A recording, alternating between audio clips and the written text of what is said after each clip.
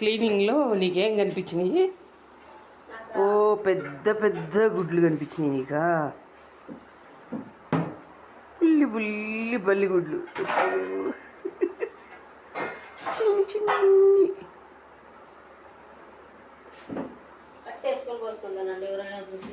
Size వేరుశనగపప్పు అంత size.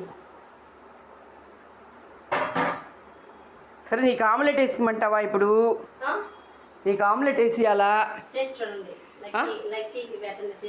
Lucky నీకు పెట్టమంటుంది. లక్కీకి అన్ని ఎగ్స్ టేస్ట్ తెలుసా? అడతాకు పెట్టుమా పాపమా అంటది. ఓహో